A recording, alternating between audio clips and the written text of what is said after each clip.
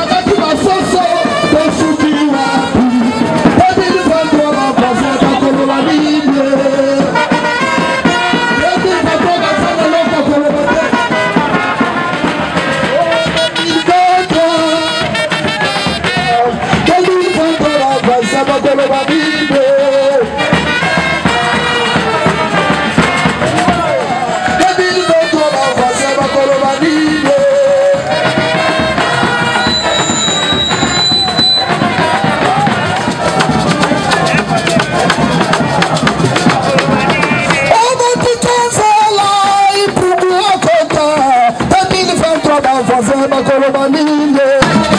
2023 va forcer passer le local Kolobate.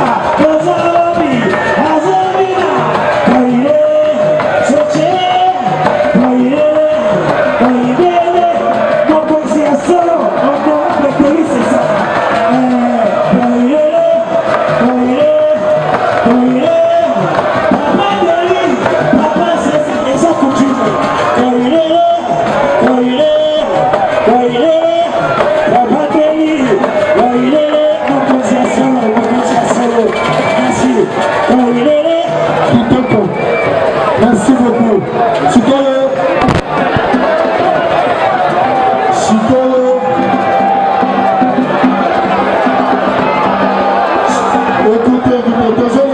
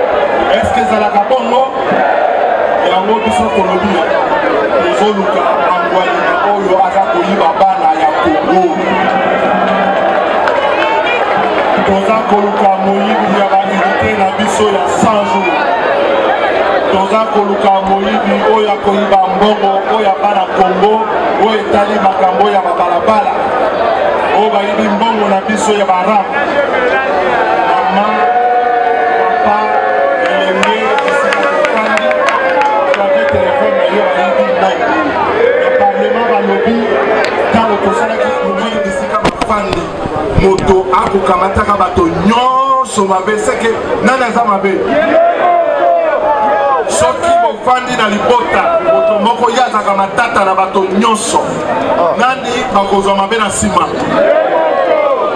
yango tokoloba peuple congolais tokoki kolanda esuko konzo oyo ya moyibi na lokuta te lokuta etondi bango lisusu nakoka na baradio nakoka na batelevizio balobi situation ya Congo ebongi. Est-ce que situation na bino ebongi? Balobi ba réserve d'échange ekomi béni. Balobi mosolo etondi na banque centrale.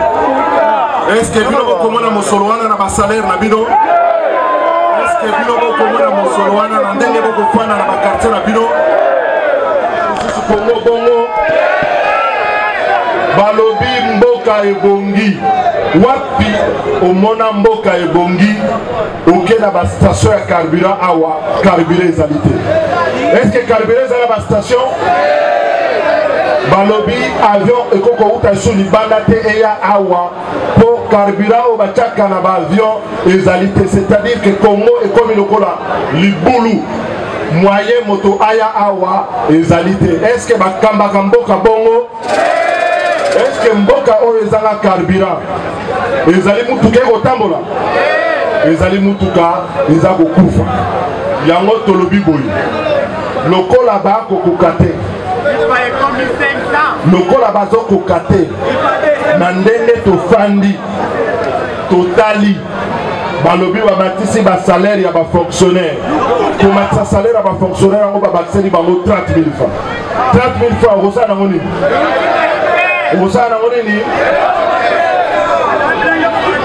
Namoni ba mama bazali awa soko kei na wenze bapri ya babiloko ezala fufu ezala lipa ezala madesu biloko nyonso esali nini? Biloko nyonso esali nini? Me nayokaki bango nalandi balobi te biloko emati kasi mosolo epai ya population emati. Donc biloko oza na mbongo ebele, bozwi mbongo ebele, komata ya biloko ekomonisa Congolais pasi. Namoni bilenge bazali mingi awa bakosi biso balobi soki tokomi tokokoma eleko ya changement. Changement elingi koloba nini? Elingi oloba population bilenge bakopesa bango bisala na bakompani. Bapesi bino bisala? Est-ce que bakompani efungwami awa? Baentreprise efungwami? Mosala ezali te. Yango tolobi boyi na démocratie peuple azalaka na droit na ye ya kochange bakondi. Soki osepeli na bakondi te tokendaka na maponami, tokendaka na vote, tokendaka na baélection. Mais élection tosalaka élection na 2006 ezalaka mbala ya mbo tokende na baélection. Tobandeli na 2011 toye na 2018. Est-ce que vous sepelaki na baélection wana? Na 2006 tolobaki eza élection ya liboso tosepeli na 2011 tolobi tobandeli lisusu expérience. Na 2018 tosepelaki te Kabila azokende. Ezaki boye te? Mais est-ce que tosalaki Kabila akende po tozongela mabe ya Kabila? Est-ce que tosalaki bongo po tozongela mabe ya Kabila?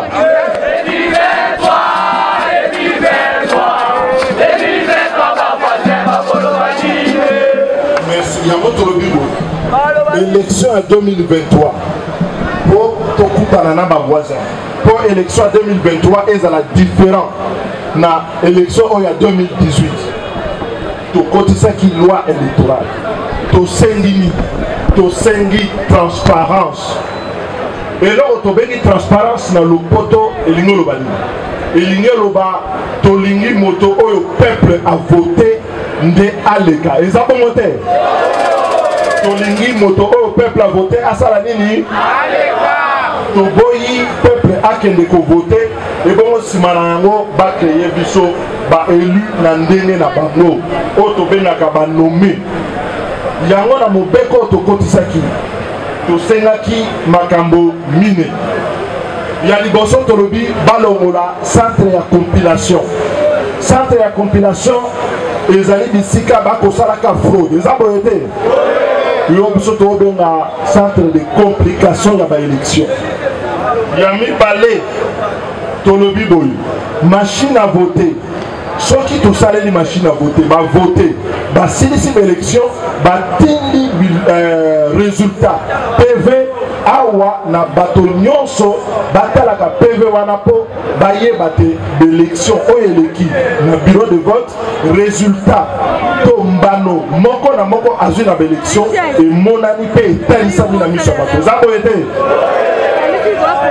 yami sato tosengaki tolobi boye yo oza na kalu yo oza na Kimbanseke bovote na Kimbanseke bapublie résultat wapi na Kimbanseke oza na Kaluka ovote bureau de vote publie résultat wapi na Kaluka oza na Bandal résultat bapublie wapi na Bandal bango balobi boye bazokosa balobi balingi mpe résultat bureau par bureau ezali lokuta eloko ni bango bazoluka balobi boye soki bosilisi élection bokei kolala pongi ba résultat wana eye nanu na seni a vérifié yango na résultat oyo eza na machine nsima na yango ayebisa bureau de vote a publié. Est-ce que bino bokondima yango? Est-ce que bino bokondima yango? Yango biso tolingi élection esalama na bosolo. Élection esalama toboyi bitumba oyo tosalaka na nsima tolobi oyo tozoluka imperium lokola na 2011 ou bien tozoluka vérité des urnes tokotika biloko wana soki mobeko epesi ndingisa na bureau de vote nyonso apesa mbano ya candidat na candidat awa biso totelemi awa banani balingi te résultat ebima bureau de vote par bureau de vote botombola msakiko banani balingi résultat bureau de vote par bureau de vote banani balingi te résultat ekoma nanu na seni alamba nzungu na ye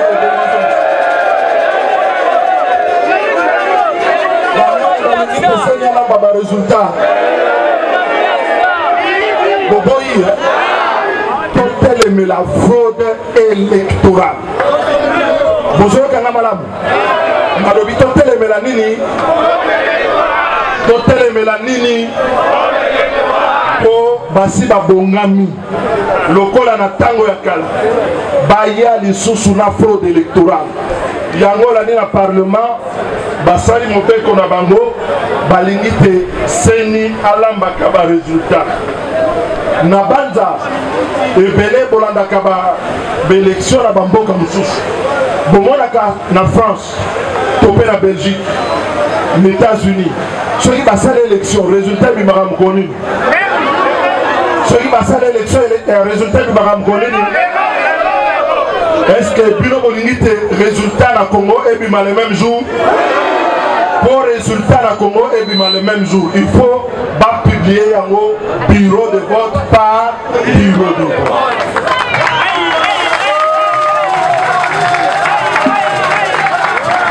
Pour la élection résultat ebima le même jour il faut nini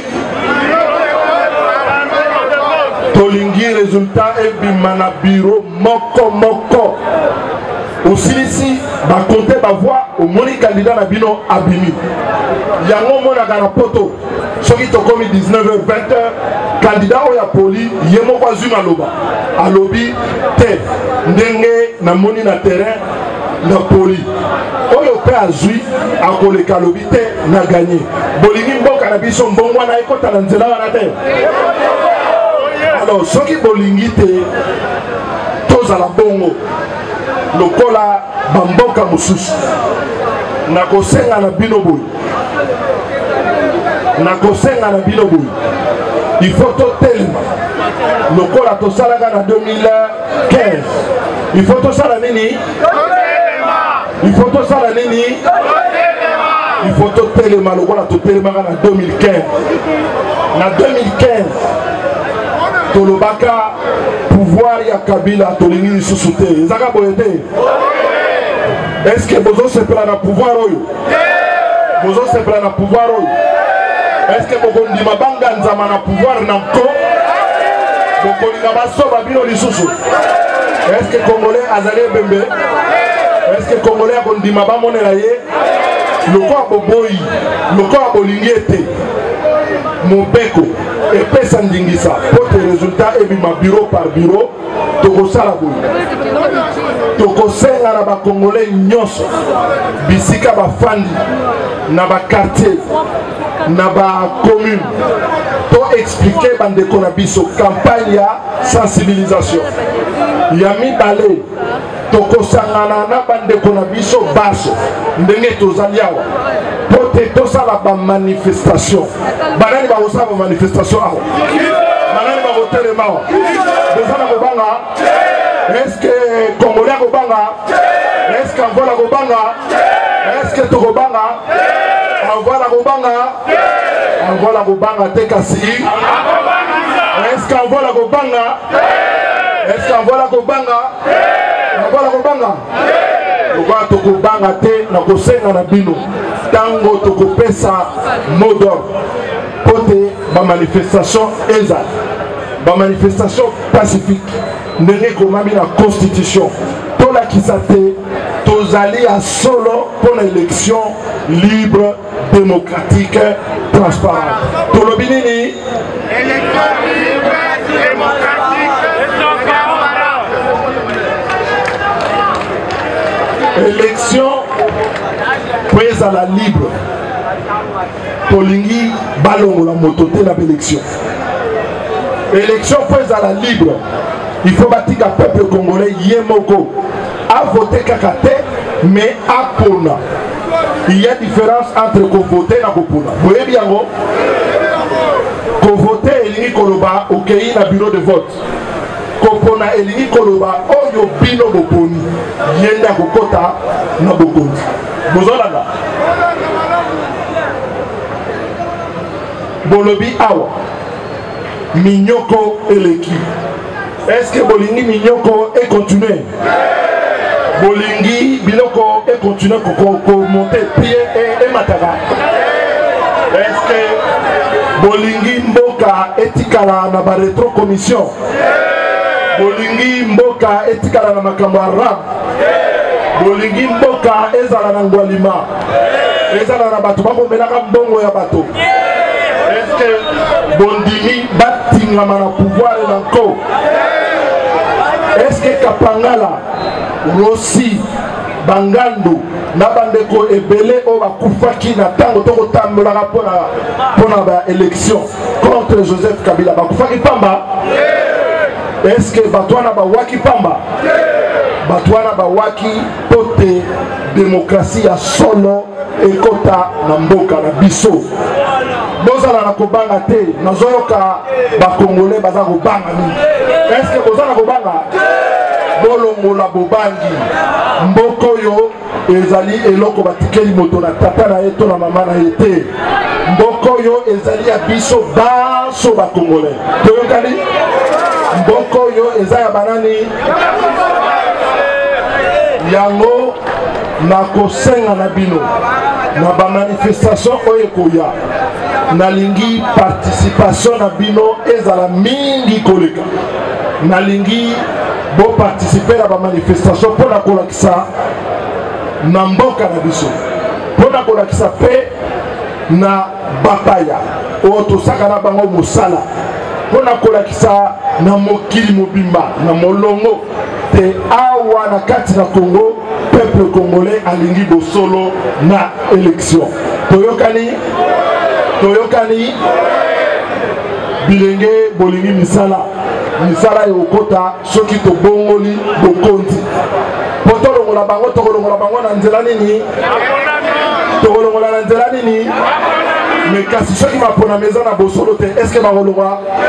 Est-ce que bokopona? Est-ce que boko misala? Est-ce que mboke robonga? Lotilike okota?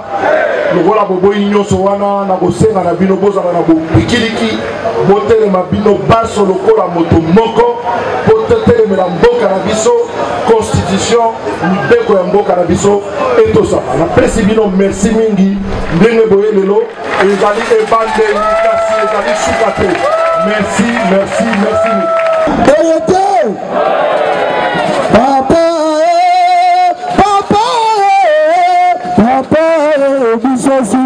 C'est ça, papa!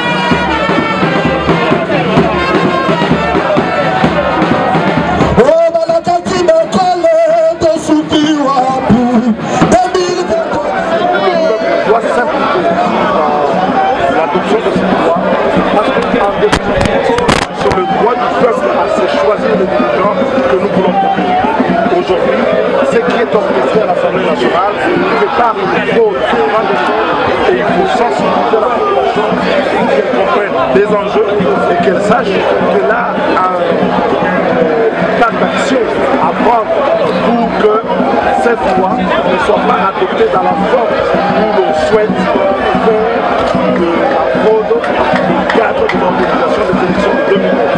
Nous voulons que le peuple puisse s'assurer dans les cadres de ses droits constitutionnels, à savoir assuré par des manifestations, des revendications de la publication des résultats bureau par bureau, parce que si demain ce peuple veut se choisir de nouveau bureau, c'est pas la voie de l'élection et nous devons protéger ce peuple. Question de l'Assemblée nationale, nous ne parlons pas de consensus. Vous savez, les anciennes méthodes reviennent aujourd'hui. On pense que parce qu'on a une majorité dans la salle, on peut faire n'importe quoi au peuple congolais. En 2015, ce même peuple avait revendiqué, avait obtenu qu'on ne puisse pas subordonner l'organisation des élections au recensement électoral. Ça ne marche pas. Aujourd'hui, ce peuple veut des élections transparentes, il faut qu'il se batte pour obtenir des élections bureau par bureau. Parce que si on attend 2023, après, ce sera trop tard. Nous sommes maintenant que le combat d'action. Après cette manifestation, vous annoncez des manifestations de grandes envergures. Qu'est-ce que vous comptez obtenir dans la rue que vous n'avez pas pu avoir dans des débats au niveau de l'Assemblée nationale? Les gens doivent comprendre que ce qui est fait dans la salle ne concerne qu'une partie de la représentation nationale, mais que dans son fort intérieur, cette loi que nous avons faite avec la société civile, toutes les parties prenantes, rencontrent dans la société un soutien majeur. Et tout pouvoir démocratique doit pouvoir être à l'écoute de la société, pas seulement à ceux qui sont dans les institutions, ceux qui aujourd'hui manifestent, ceux qui manifesteront demain marqueront leur apport pour que la loi garantisse la publication des résultats bureau par bureau, la transparence. Qu'est-ce qu'on doit retenir aujourd'hui que la publication des résultats bureau de vote par bureau de vote. Ça c'est la clé, c'est la raison pour laquelle on a fait la réforme. On ne peut pas revenir dessus et considérer qu'on est toujours dans la réforme. Est-ce que cette loi, après toilettage et son vote au Parlement, vous allez vous reconnaître toujours comme initiateur de cette proposition? C'est une autre loi, évidemment, qu'il faudra utiliser pour les élections. Aujourd'hui, la majorité de l'Union sacrée au sein de l'Assemblée nationale est en train d'orchestrer la fraude à grande échelle et de planifier cette fraude. Il faudrait que le peuple congolais le comprenne et puisse être sensibilisé comme nous le faisons aujourd'hui, comme nous allons le faire dans les prochains jours, pour pouvoir manifester sa désapprobation par rapport aux méthodes qui sont utilisées. Donc la loi qui est là, le G13 ne se reconnaît pas, mais le peuple congolais aussi, qui attend de l'élection de 2023, non seulement à la tenue le droit de vote, mais aussi le droit effectif d'élire et de choisir ses dirigeants. Est-ce que vous rejoignez les forces politiques et sociales qui manifestaient déjà en dehors du Parlement contre ce qui se passe? Nous avons porté un projet, nous avons souhaité que ce projet rencontre l'assentiment de tous, comme on l'avait rencontré lors de son élaboration. Il y avait un consensus, y compris avec le président de la République et toutes les autres. Mais à la fin, nous voyons qu'effectivement la voie empruntée n'est pas celle de la sagesse, n'est pas celle de l'attente du peuple congolais qui souhaite une élection transparente. Ce qu'on est en train d'orchestrer aujourd'hui, c'est une fraude électorale et il faut dire non à la fraude électorale. Merci. Eshima, votre magazine qui bat au rythme de l'actualité. Une réponse à vos besoins en information, un éclairage dans divers domaines. Impartial, documenté, instructif. Eshima au cœur de l'info. Retrouvez la nouvelle édition. Le service national de la RDC, une seconde chance pour les Kuluna. Le commandant du service national, le général-major Jean-Pierre Kassongo Kabouik, est en passe de réussir le plus difficile. La conversion des délinquants juvéniles appelés Kuluna en bâtisseurs de la République. Jean-Pierre Kassongo Kabouik a réalisé des avancées notables à la tête de ce service qu'il occupe depuis juillet 2018. Ce jeune délinquant, presque indomptable dans les rues de Kinshasa, ont finalement été maîtrisés au centre pilote de Kanyama KCC. À ce jour, ils sont endoctrinés et formés à rendre service à la nation, à devenir utiles pour le pays. Au total, 2000 anciens Kuluna devenus aujourd'hui bâtisseurs ont perçu leur premier salaire après une période de 14 mois de formation dans plusieurs domaines, notamment la maçonnerie, la menuiserie et autres. Cette étape a concrétisé la volonté exprimée par le chef de l'État, Félix Tshisekedi, qui prône une autre méthode plus humaine pour l'encadrement de ce jeune brigand urbain et leur réinsertion sociale. Cela à travers la formation pour servir de main-d'œuvre au profit de la République démocratique du Congo. Dans un long entretien accordé à Eshima Magazine, le général-major Jean-Pierre Kassongo Kabouik explique le retour 4 ans après de la production agricole à Kanyama KCC. Dans cette interview exclusive, le commandant du service national égrène les réalisations de cette structure qui revient d'une longue léthargie. Il évoque l'expérience des cantines militaires et policières et révèle que son service paramilitaire mettra bientôt ses cantines à la disposition du campus universitaire en faveur des étudiants. Focus. L'équipe Mwakadi fait exploser le compteur. La DGI dépasse 200% des recettes fiscales au mois d'avril 2022, soit le triple réalisé en avril 2021. Une performance historique jamais réalisée au sein de cette régie financière. À lire également, les FARDC progressent de 5 places au monde selon le classement établi par Global Power. Analyse de l'état de siège décrété depuis 1 an dans les provinces de l'Ituri et du Nord Kivu. Découvrez également plusieurs autres sujets à lire dans ce nouveau numéro. Retrouvez l'intégralité du magazine Eshima dans les kiosques. Eshima Magazine, un nouveau standard d'information.